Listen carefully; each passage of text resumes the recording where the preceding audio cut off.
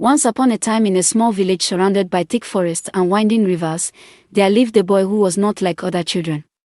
From the day he was born, people gathered around his mother's hut to see him. But instead of joy, whispers filled the air. His nose was not small like other babies. It was large and stretching down past his lips. The villagers gasped and covered their mouths. Some even crossed themselves and walked away, shaking their heads. His father, Okeke, was a proud man. He stood at the doorway of the hut, staring at the baby in silence. His mother, Adiz, held the boy in her arms, her eyes full of tears, not because she did not love him, but because she already knew what would happen. The father turned and walked away without a word. "What is his name?" a woman asked. Okeke did not turn back. "That is not my child," he said. The boy was given no name. For 3 days, he was not bathed, not fed properly, and not given the blessing of a name from his people. His mother tried to care for him, but her heart was full of fear.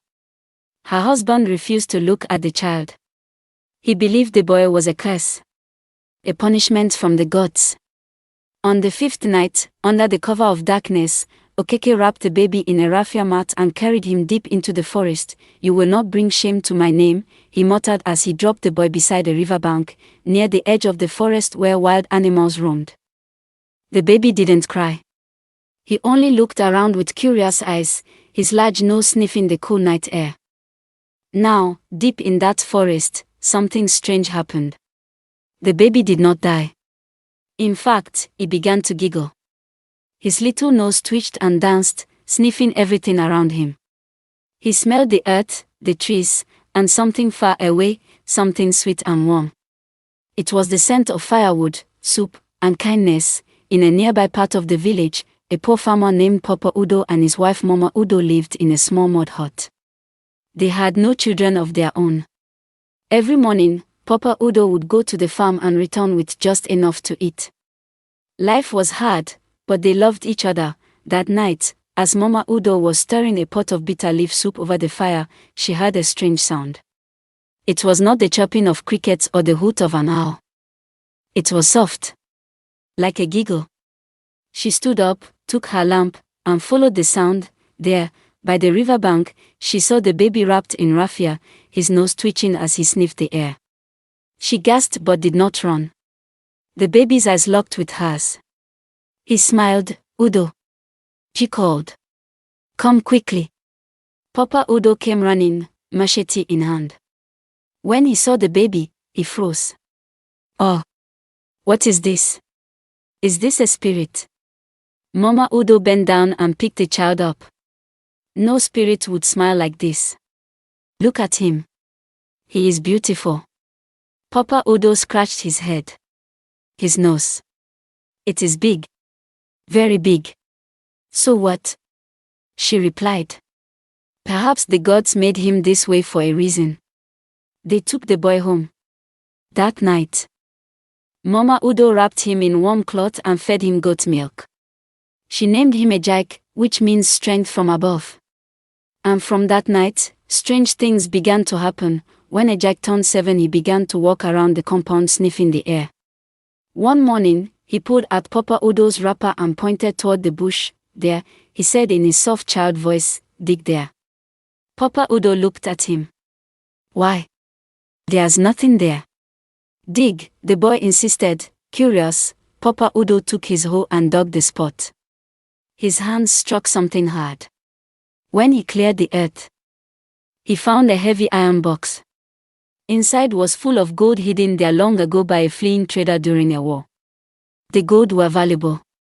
They used them to buy a bigger farm, a new roof for their hut, and 2 goats. Papa and Mama Udo was shocked, surprised and happy as they found out what Ejike can do. They decided to keep it a secret. From that day, Ejike only sniffed and Papa Udo would plant. Their crops grew larger than others and their yams were larger than anyone in the market. But the villagers didn't like Ejike. They would always tease him and make fun of him. Some jobless women in the village would gather, gossip about Mama Udo and her son with a big nose. "What kind of useless nose is that one? A cursed child they picked at the forest." Please God, don't give me that kind of thing to take care of, one of them said. They warned their children not to play or associate with Ejike. Cursed child, they said. This made Ejike cry and always running back to his mother, Mama Udo. She always consoled him and reminded him how special he was and made hot pepper soup for him. Ejike continued to bring Mama and Papa Udo wealth. They ate like kings and rebuilt their house. The elders started to gossip, this kind of sudden wealth, did you see Udo's cheeks? He eats and dines like a king now, his yams are always bigger, his corn sweet and his tomatoes fresh, I wonder what he's doing different, they murmured. But as dry season approached, the village began to suffer. Farms failed and hunger swept through like wind. Their streams dried up and their goats died of hunger. The villagers grew desperate. But in the middle of it all, Papa Udo's farm bloomed. He planted on land Ejike sniffed and pointed to. The cassava grew thick, the maize full. Though the villagers was in great hunger, Papa Udo and his family ate like kings. Is he using juju? They whispered. Or is it that boy with the big nose? Things became worse in the village. The villagers started seeking solutions. But nothing worked. Papa Udo's family wasn't affected, their barns were full, and they dug a well where Ejike pointed, that brought clean sparkling water. Once again, the elders of the village gathered, their faces full of worry. Something strange was happening in the land, people were falling sick, the streams had dried up, and the crops were no longer growing. One elder stood up and said, "My people, things are getting out of hand. We must go and consult the oracle. Only the gods can tell us what is truly wrong." So the elders tied their wrappers, took kola nuts, and set out to visit a powerful native doctor in a faraway village. When they arrived, the native doctor looked at them. His eyes deep like the river. He sat down, threw his cowries, and then spoke in a strong voice, "Your land is blessed by the gods. A great soul lives among you, someone who carries riches and blessings. But because of your wickedness and blindness, you cannot see him. That child is not ordinary. He is from the gods." The elders looked at each other in shock. The native doctor continued, "Whoever treats this boy badly will bring curses upon themselves, but whoever shows him love and kindness will enjoy blessings from the gods. His name is Ejike. The boy with the big nose." The elders gasped. "Ejike." They whispered. They quickly thanked the native doctor, bowed in respect, and hurried back to the village. As soon as they arrived, they went straight to Papa Udo's compound, where Ejike lived. They knelt down and cried out, "Please, Papa Udo, forgive us. We are sorry for the way we treated your boy. We didn't know who he truly was. Please, tell Ejike to forgive us and spare our lives." Ejike came out, surprised. He looked at the elders with wide eyes. He didn't understand why they were begging him. But his heart was pure and kind. He forgave them. At once, the elders lifted Ejike up and began to sing, "Ejike. Ejike. The boy with the big nose." From that day on, everything in the village changed. The land became green again. The streams began to flow with fresh water. The markets were full of big, healthy crops. Blessings poured like rain. The more the villagers loved Ejike, the more good things happened. People who once laughed at him and called him the cursed child now called him the child of blessing. Papa and Mama Udo were full of joy. Village women brought gifts to Ejike, goats, yams, even wrappers. And the story of the boy with the big, extraordinary nose spread far and wide, even reaching neighboring villages, including the one where Ejike's real parents were living. One hot afternoon, Adi's Ejike's real mother sat by her small tray of dried pepper. Life had not been kind to her. As she waited for customers, she overheard two market women talking loudly beside her. "Have you heard of the boy with the big nose?" One said, "Yes, oh." The other replied, "They say he brings blessings and wealth to the people of Umuaka. Since they started loving him, good things have not stopped." At once, Adi's heart began to beat fast. A boy with a big nose. She whispered to herself, "Could it be?" She stood up, left her goods, and ran home like a woman chased by spirits. When she reached her small hut, she found her husband, Emeka, lying on his raffia mat, coughing weakly. He had been sick for many years. No healer, no prayer, no medicine could help him, Emeka shouted, panting. What happened to my baby that night? Tell me the truth. Emeka opened his tired eyes. What baby? Addis knelt beside him. Don't lie again. I heard about the boy with the big nose in Umuaka. The one bringing blessings. That is our son. What did you do to him? Shame covered Emeka's face like a dark cloud. His lips trembled, and his eyes filled with tears. I thought he was cursed, he whispered. The villagers laughed at us. I was afraid. So that night, I carried him to the forest edge and left him there. I couldn't kill him. I just left him. I thought the gods were punishing us. I told you he died. Addis screamed and covered her mouth. You lied to me. You threw away our child. I'm sorry, Emeka cried. I never knew he was a blessing.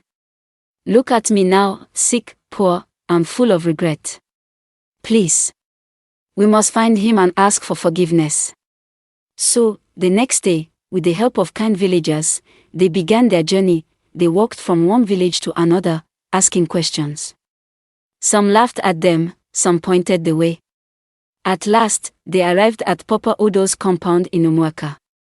Under a big mango tree, Ejike sat, smiling and playing with some small children.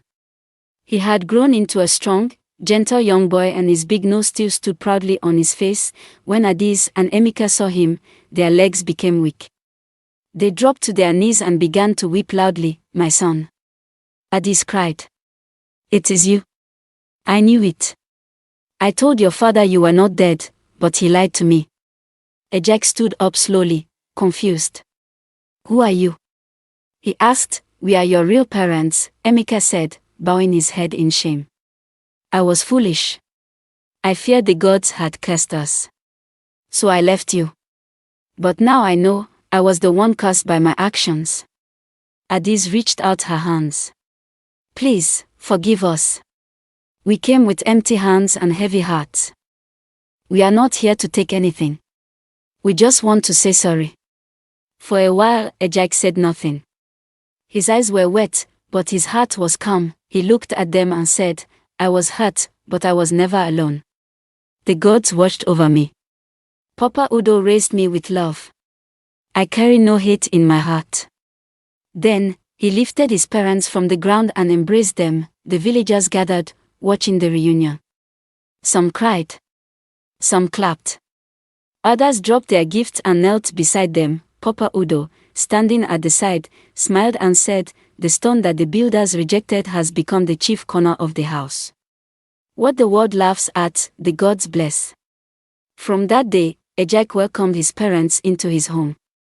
Emeka began to recover slowly, and peace returned to Addis' heart. The blessings in Umuaka grew even more. Rain fell at the right time. Crops grew fat and healthy. Even the sick became strong again. People from far and near came to see Ejike, the boy with the big nose. Not because of his nose, but because of his heart. Morals of the story: do not judge others by their appearance. Ejike was abandoned by his own parents because of how he looked.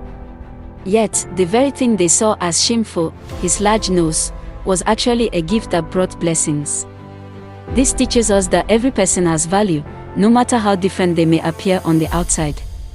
Kindness brings unexpected rewards. Papa Udo and Mama Nena had little, but they opened their hearts to a child in need.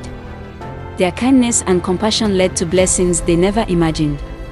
Helping others can sometimes be the key to your own breakthrough. The rejected stone can become the foundation.